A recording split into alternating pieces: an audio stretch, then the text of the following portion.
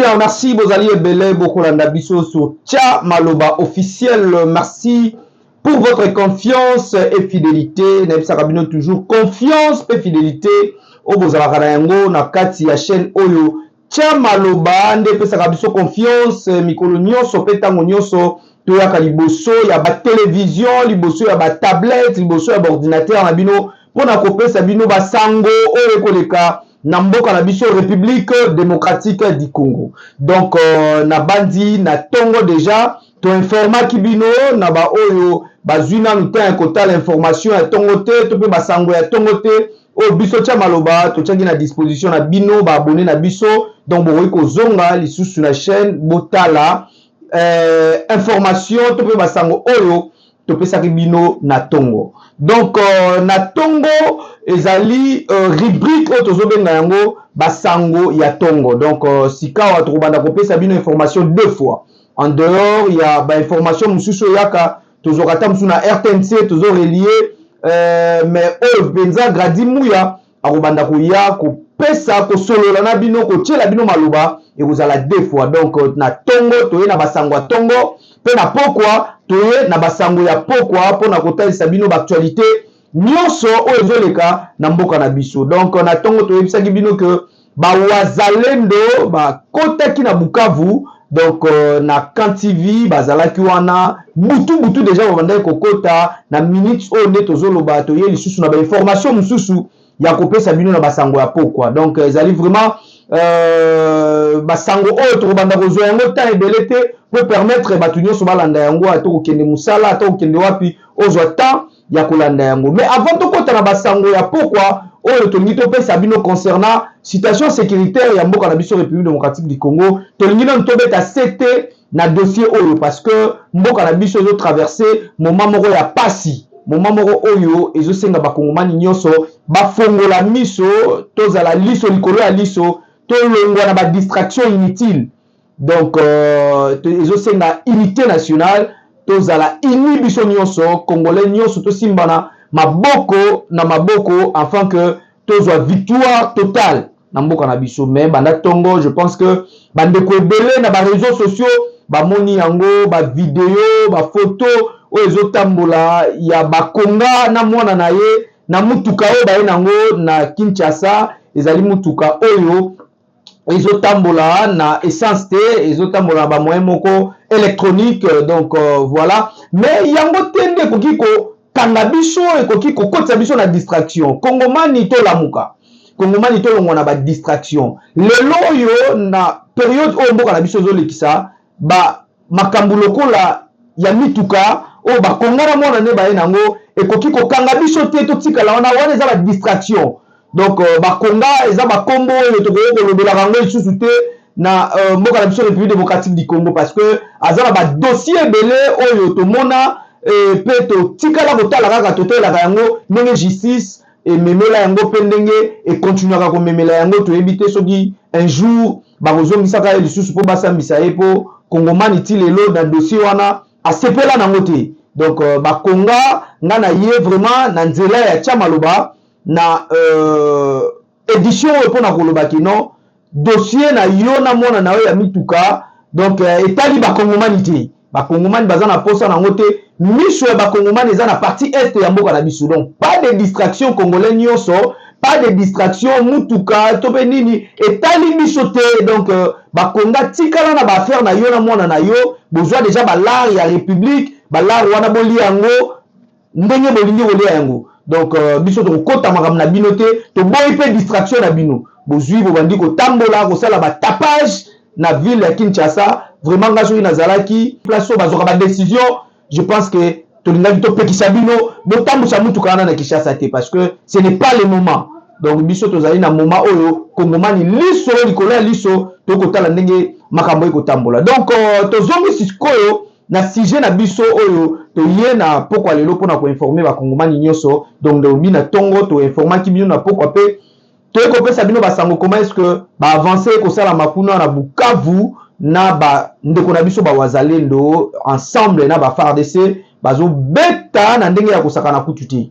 Donc tokotikela bino nanu bota la série ya liboso ya ba image parce que na édition oyo tokobanda kosalela bino na ntongo mpe na pokwa tokobanda koya na bapreuve à l'appui bato ebele bakondima te bakomona ngo neti ezali bakadiosha nzoka nde ezali makambo ya solo bawazalendo bakosala mosala oyo esengeli bakodéfendre patrie bango balobi la mort ou la patrie donc soki bakokufa mpona ekolo donc tokotikela bino botala comment est-ce que population ya Bukavu batonisamaki na esengo ntango bamoni présence ya bawazalendo na kati ya Bukavu précisément na Camp TV esengeli mpe boyeba ke na minute oyo ndenge nazopesa bino bainformation na poko ya lelo esi bawazalendo bazwi 60% ya Bukavu donc 60% ya Bukavu eza déjà entre le main de wazalendo pe FARDC bazali wana bakosala musala mais tozotikela bino na série ya liboso botala non comment est-ce que population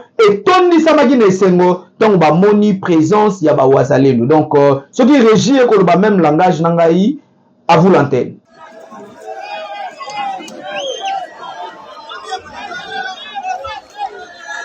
Courage!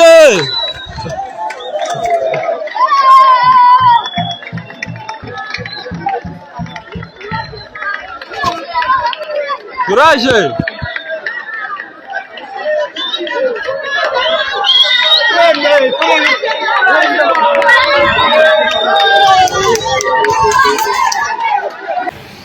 Bukavu, il est 9h30, c'est lundi 3 mars 2025. Ici sur l'avenue boulevard Patrice Emery Lumumba, comme vous pouvez le constater, les magasins sont fermés après la présence signalée des éléments de Wazalendo dans la ville vers Camp TV. Donc les activités sont paralysées. C'est la situation à 9h30 ville de Bukavu, c'est boulevard Patrice Emery Lumumba. Voilà.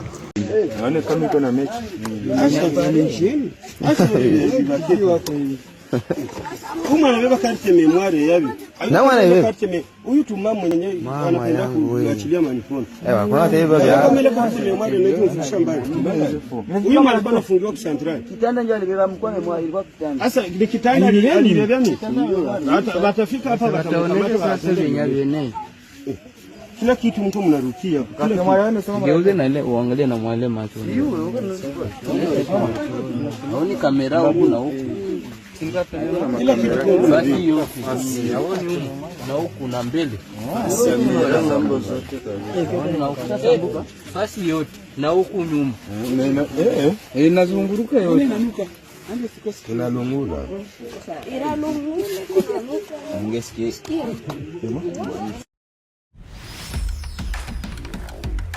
Masolo ya sika na Kinshasa avec la société BDN Nettoyage. Pour garantir l'hygiène dans notre environnement, la société BDN Nettoyage vous offre des services de qualité avec des matériaux aux normes internationales. Pour les nettoyages urbains, nettoyage de bureaux, nettoyage des salles d'école, nettoyage des appartements, nettoyage hospitalier, remise en état après déménagement, traitement phytosanitaire, espace vert.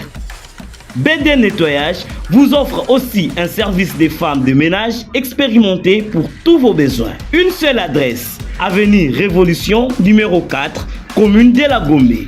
Référence, Hôtel Meriba, Prince de Liège. Pour tout contact, plus 243 97 91 99 381, plus 33 61 388 63 38. BDN Nettoyage, le meilleur de l'hygiène. BDN, c'est la qualité de notre service. Bonjour, bonjour peuple congolais. Tolamuki malamu tokumisi nzambe. Bon début de la semaine. Le lot ozali lundi 3 mars 2025. Toyembangu mangu ko flasher bino situation oyo ezali na minute oyo na Bukavu. Donc, soki boyoki information, on a voulu couper sa bine information vraie dans des bouches autorisées. Vous savez que ngai nazali mutu akuna, nazolo balikambu ngai na vérifier. Après vérification, de na yebisi bino. Donc, na minute tozo solo la Bukavu, ezali na maboko ya wazalendo.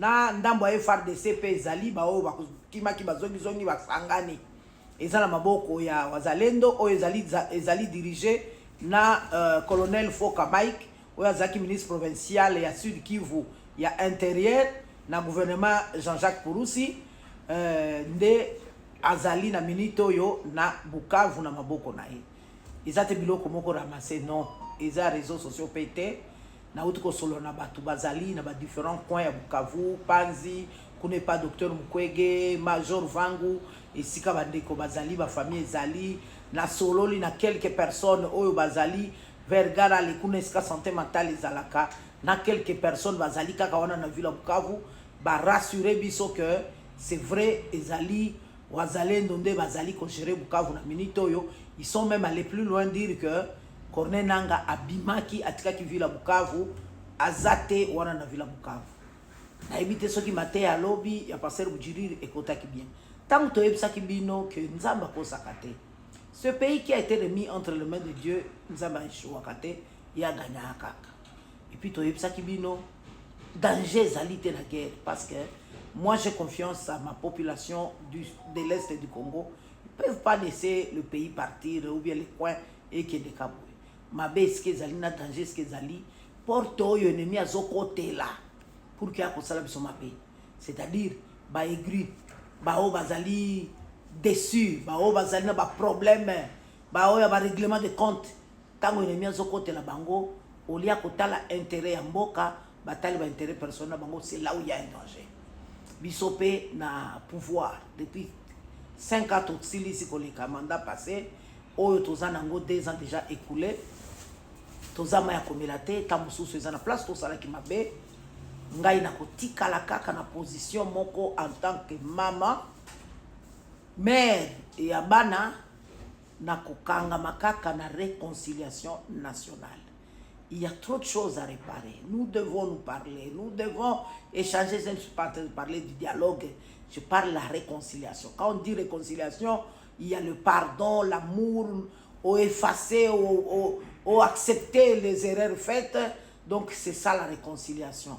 Que les autorités congolaises, bisognon, sotofandato, tous solo l'ensemble et puis qu'on fasse passer l'éponge et puis tout commencer à zéro. La Bible nous dit le pardon c'est une puissance qui libère. Mabe soki ezali ba sala kango kaka na palabre makambo ezala kitoko. Donc nzamba zo sala na ye Bukavu na maboko ya wazalendo. Donc la minute M23 ezate. Nde information tozanango. Donc ça c'est juste flash information tozela sikoyo. Le soir on vous dira encore qu'est-ce que Makambongo continue mais jusqu'à maintenant où je vous parle en tout cas Bukavu na maboko ya wazalendo tolobi merci beaucoup na ba héros dans l'ombre o bazotia maboko bazo sala tout et puis Seigneur c'est pour que bazalendo va se retrouver un peu fort là je suis en train de parler du président Félix Antoine Tshisekedi et ça déjà l'éloté c'est lui le président de la République Olingo Lingate et puis il a une bénédiction de Dieu pourquoi ne pas continuer aller plus loin dire qu'il a une mission à accomplir dans ce pays. Combien va président va telema penza boy bal fandi sa Nations Unies balaxi bango bazate fachi. Yangwana bolinga te c'est ça la vérité ezaja lelote. Bravo na yo mutu zali ko se soucier. Ozo somba mega na yo pour que o tala nengini makambo ezokende. Bravo à nous tous Congolais. La victoire n'est pas une seule personne ezali ya biso nyonso. Et puis bravo à madame la première ministre oyo amonaki batu nyonso ba membre du gouvernement ba bimisa na ba poche na bango po ba kene okangisa 1 milliard et plus pour que ba renforcer ba prime ya ba ndeko na biso bazana ba front ba soda pe ba bakisa salaire ya ba militaire na biso na front. Bravo nakanisi nzamba zali na ngambo na biso ekosima pe ekolonga. Voyons voir, continuons. Courage au peuple sud kivusien. Toyebisi bino botikala na bandaku bo bougete. Depuis lobby toyebisaki bino bo zala na bandaku bo bougete po boya kokufa pamba te. Restez à la maison. Batoto ya Bukavu mubake kumanyumba musitoketoke mungoe kwanza gisi kazi konaendelea njo mutatoka. Que le Seigneur bénisse. Merci.